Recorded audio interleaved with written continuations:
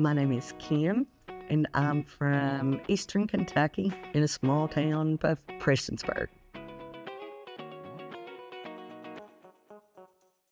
My grandson and I were involved in a 3-vehicle accident. The car actually landed on top of my hood. We were at a stop sign, and he had just had a major surgery, Abernathy malformation, at Chicago and Children's Hospital. So when you are at a stop sign and you're looking at the undercarriage of another vehicle in your windshield, your mind goes everywhere.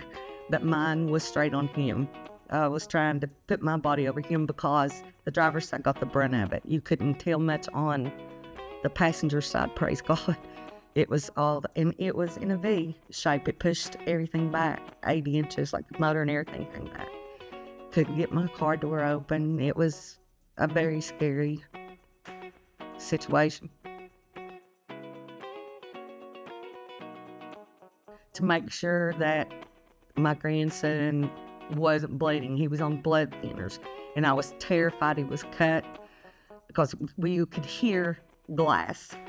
And like I said, there was 3 vehicles involved. I was the only one not moving, sitting still at the stop sign. And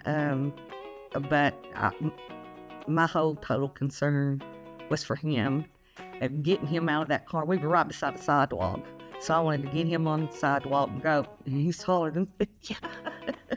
But I wanted to go ahead and tell him, make sure. And he was going, "I'm fine, Gee, I'm fine. You're the one that..."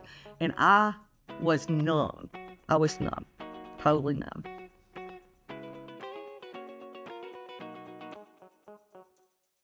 My vehicle was towed. I refused to get in the ambulance. I just wanted to make sure my grandchild was okay, and I was fine. I didn't see any blood on me. And my husband got down there in about an hour, and when I went to get up, there wasn't no getting up. And everything just started spinning, and I was dizzy, I was nauseated, I was sick, my head felt like it was going to explode from the top. And he was like, "Why didn't you go to the ER?" And I was fine. You have so much adrenaline going when you've got your grandchild there. You don't think about yourself. I'm sorry. I was looking and making sure everybody in the other cars were all right, but he was my main concern, and I was my least concern. And so it was an hour after that I went to the ER, and I had a concussion. I went through MRIs, CAT scans, physical therapy. I have, thank God, finally gotten everything that we used at physical therapy. I now have at home, and I continued that, and the wreck was in 2023, and we're in 2025. So I'm still reeling from the effects of it when I thought I was fine.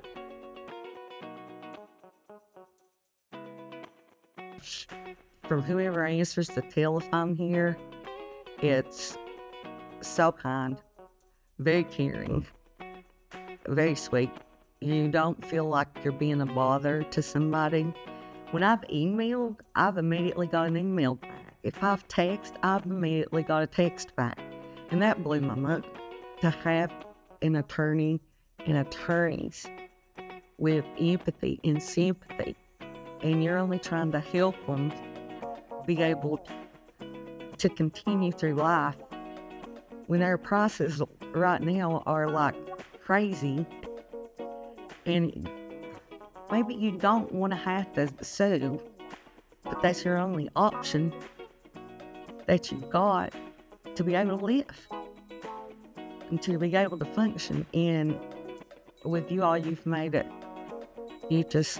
made it so much easier and made me not feel like a bad person that I had to. I've not had to say, okay, now what does that mean?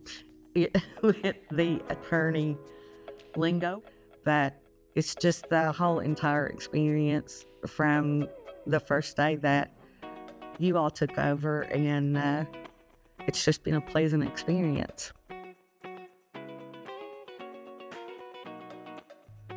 I'm going to tell them that if they want somebody that is sympathetic, empathetic, professional, know that you can contact them and don't feel like you're being a bother, because somebody there will absolutely get back to you immediately. And don't get in your head like I got in mine that I'm a little nobody and they're big somebodies. Be sure and reach out. And I would absolutely refer my family and friends to contact you guys.